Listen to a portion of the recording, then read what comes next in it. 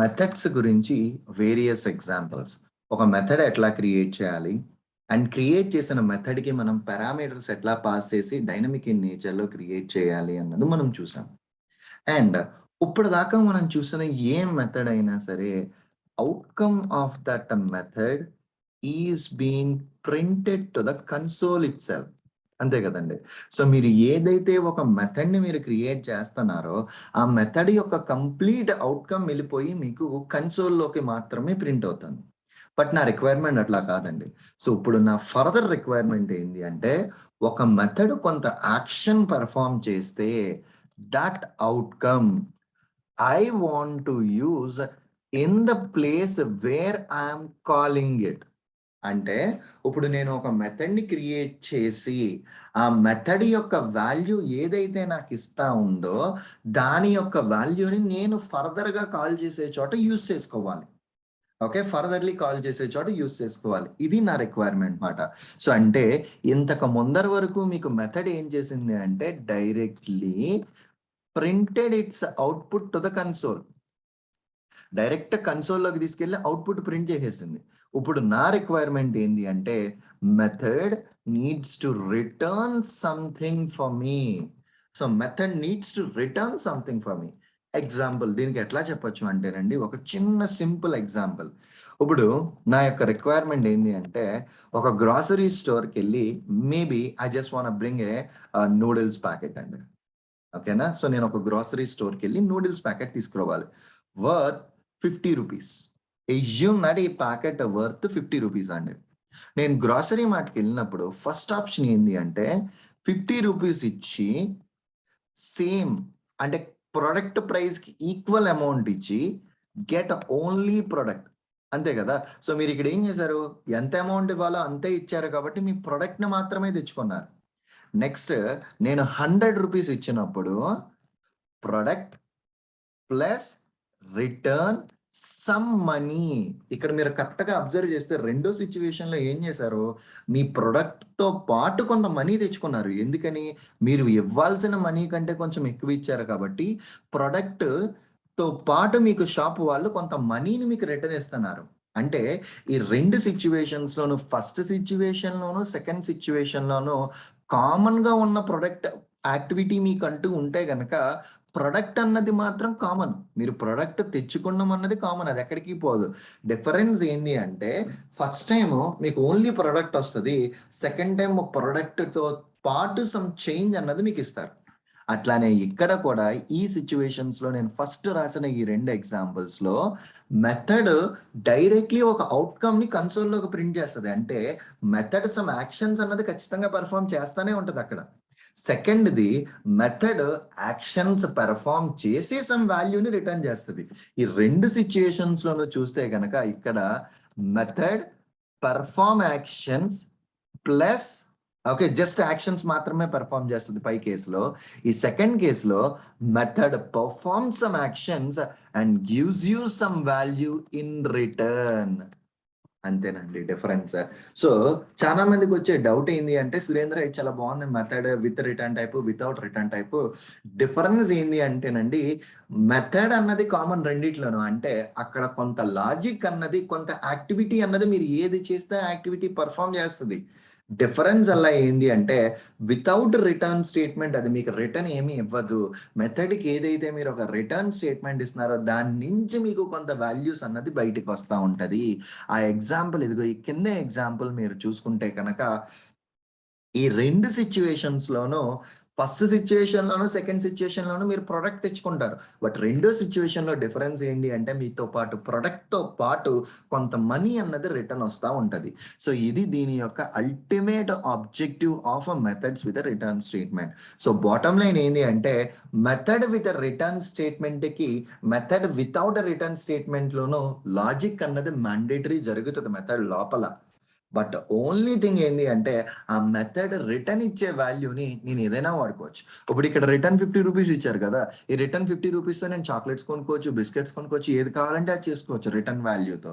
The similar way ఇక్కడ method నుంచి వచ్చే రిటర్న్ వాల్యూని బట్టి I can perform any operations. ఇది అల్టిమేట్ ఆబ్జెక్టివ్. సో ఈ రోజు మనం ఇప్పుడు చూడాల్సిన కాన్సెప్ట్ ఏంటి అంటే మెథడ్ విత్ రిటర్న్ స్టేట్మెంట్స్. ఒక మెథడ్ కి రిటర్న్ స్టేట్మెంట్ ఇస్తే ఎట్లా ఉంటది అన్నది నా యొక్క అల్టిమేట్ ఆబ్జెక్టివ్ అని. ఓకే, నా యొక్క మెథడ్ కి ఒక రిటర్న్ స్టేట్మెంట్ ఇస్తే ఎట్లా ఉంటది అన్నది నా అల్టిమేట్ ఆబ్జెక్టివ్. ఆల్రెడీ ఇందాక ఒక క్లాస్ లో మనం మెథడ్స్ క్రియేట్ చేసాం కాబట్టి let us add public void maybe login app వద్దులండి, ఎడిషన్ అని పెట్టుకుందాం method name. Addition int A comma int B, addition అని ఒక మెథడ్ క్రియేట్ చేసా. Int C is equal to A plus B, ఏని బిని యాడ్ చేసాం. And here return C. సో ఇక్కడ మనం ప్రింట్ చేయట్లేదండి. ప్రింట్ అంటే కనుక ఈ మెథడ్ యొక్క వాల్యూ డైరెక్ట్ కన్సోల్లోకి వెళ్ళిపోతుంది. రిటర్న్ దీని యొక్క మీనింగ్ ఏంటి అంటే ఎక్కడైతే నువ్వు ఈ మెథడ్ ని కాల్ చేసుకుంటున్నావో సిలో ఏదైతే వాల్యూ ఉందో దానికి అవుట్కమ్ కింద వాళ్ళకి ఇచ్చేసేయి అంటుంది. ఓకే, ఏదైనా ఒక మెథడ్ కి కనుక మనం రిటర్న్ అన్న కీవర్డ్ యాడ్ చేసాము, ఫాలోడ్ బై వేరియబుల్ పెడితే ఒక బండ గుర్తు ఏంటి అంటే ఆ వేరియబుల్ యొక్క డేటా టైప్ ఏముందో void should be replaced with that data type. ఇప్పుడు ఒక థంబ్ రూల్, మెథడ్ కి కనుక ఒక రిటర్న్ స్టేట్మెంట్ ఉంటే, return statement followed by a variable name ఉంటే, whatever the variable data type is void should be replaced with that data type. Ultimate గా దాని యొక్క మీనింగ్ అసలు void అంటే ఏంటి ఇప్పుడు ఇక్కడ నుంచి మనకి తెలియాల్సింది అంటే method will not return anything. So method మీకు రిటర్న్ ఏమి ఇవ్వదు, మెథడ్ లోపల యాక్షన్స్ జరుగుతాయి కానీ మీకంటూ రిటర్న్ ఏమి ఇవ్వదు. సో ఇక్కడ నా యొక్క సి డేటా టైప్ ఇంటీజర్, ఈ void I'm replacing with an integer. Directly void ని నేను ఇంటీజర్ తో రీప్లేస్ చేశాను, ఎర్రర్ మెసేజ్ పోయింది. పబ్లిక్ ఇంట్, ఎక్కడైతే నువ్వు ఈ మెథడ్ ని కాల్ చేసుకుంటున్నావో దీని నుంచి ఒక ఇంటీజర్ వాల్యూ నీకు అవుట్కమ్ వస్తుంది. చూపిస్తాను నేను మీకు ఎట్లాగుంటది అన్నది. సో ఓవిజే డాట్ ఎడిషన్ అన్నది మనం కొత్తగా క్రియేట్ చేసిన మెథడ్ 50,50 అండి. ఓకే, బానే ఉన్నది. యాడ్ అన్న మెథడ్ ప్రీవియస్ మెథడ్ మీద కనుక మౌస్ ఓవర్ చేస్తే void demo3 methods dot add. void అంటే ఈ మెథడ్ నీకు రిటర్న్ ఏమీ ఇవ్వట్లేదు అని. అదే ఎడిషన్ మీద మీరు మౌస్ ఓవర్ చేస్తే ఇంట్, ఈ మెథడ్ నుంచి నీకు వచ్చే అవుట్కమ్ ఒక ఇంటీజర్ డేటా వస్తుంది. అంటే దీన్ని నువ్వు ఇంటీజర్ వేరియబుల్ లో స్టోర్ చేసుకోవచ్చు. ఇంట్ ఏ ఈజ్ ఈక్వల్ టు అని నేను ఇక్కడ స్టోర్ చేయొచ్చు మాట. ఇంట్ ఏ దీని యొక్క అవుట్కమ్ ని నేను స్టోర్ చేసుకోవచ్చు. స్టోర్ చేసుకుని నువ్వేం చేస్తావు సురేంద్ర అంటే మేబీ నేను ఇక్కడ ఒక కండిషనల్ స్టేట్మెంట్ రాయొచ్చు, వేరే ఏ యాక్షన్ అన్నా నేను రాయొచ్చు. ఫర్ నౌ ఇక్కడ నేను ప్రింట్ స్టేట్మెంట్ మాత్రమే యాడ్ చేస్తున్నా. ఎందుకంటే నేను కండిషన్స్ రాయాలి, బట్ నాకు ఇఫ్ కండిషన్ అంటే ఏంటి, లూప్స్ అంటే ఏంటి, ఇవన్నీ నాకు తెలియదు కాబట్టి జస్ట్ ఒక ప్రింట్ స్టేట్మెంట్ ఇస్తున్నా. బట్ ఈ వాల్యూ మీద నేను ఏ ఆపరేషన్ అన్నా చేయొచ్చు. యాడ్ కి ఎడిషన్ కి మీరు డిఫరెన్స్ కనుక అబ్జర్వ్ చేస్తే యాడ్ అన్న మెథడ్ కి రిటర్న్ స్టేట్మెంట్ అన్నది లేదు, ఎడిషన్ అన్న మెథడ్ కి మనకి రిటర్న్ స్టేట్మెంట్ అన్నది ఉన్నది. సో దట్ ఆ మెథడ్ యొక్క అవుట్కమ్ ని నేను తీసుకెళ్ళి ఇట్లా స్టోర్ చేసుకోవచ్చు. ఇప్పుడు run as a Java application చేసాము, ఇది ప్రింట్ అయింది. ఇప్పుడు చాలా మందికి వచ్చే డౌట్ ఏంటి అంటే సురేంద్ర ఇప్పుడు యాడ్కి లేదు కదా, సో నేను ఇంట్ బి ఈజ్ ఈక్వల్ టు అని పెట్టుకుంటే ఏమవుతుంది అంటే మీ జావా ప్రోగ్రామ్ ఎర్రర్ త్రో చేస్తుందండి. ఎందుకు ఎర్రర్ త్రో చేస్తుంది అంటే బాబు ఈ యాడ్ అన్న మెథడ్ అసలు ఏమీ రిటర్న్ ఇవ్వట్లేదు, నువ్వేమో తీసుకెళ్లి ఏలో స్టోర్ చేస్తున్నావు. ఎందుకంటే యాడ్ అన్న method void which you can't store it in an ఇంట్ డిలీట్ ఇట్ అని నాకు సజెస్ట్ చేస్తుంది నా జావా ప్రోగ్రామ్. ఇట్లా ఒక మెథడ్ కి మనం రిటర్న్ స్టేట్మెంట్ ఇచ్చుకొని వాడుకోవచ్చు.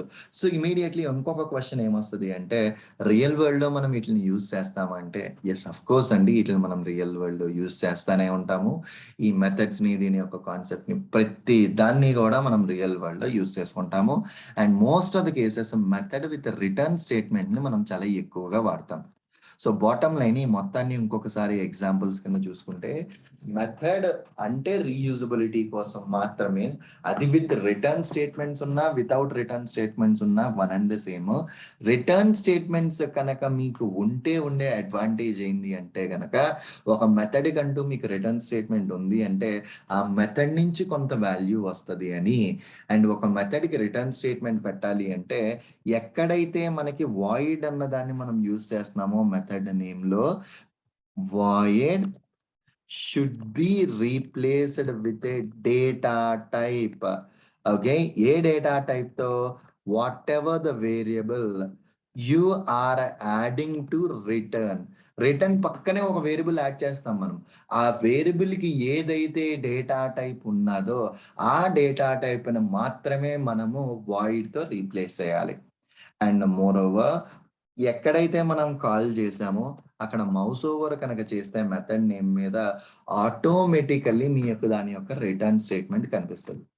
అండ్ ఇంకొక పాయింట్ ఏంటి అంటేనండి, మీ సిస్టమ్ లో కంట్రోల్ పట్టుకుని మెథడ్ మీద మీరు మౌస్ ఓవర్ చేస్తే అది ఒక లింక్ కింద కనిపిస్తుంది.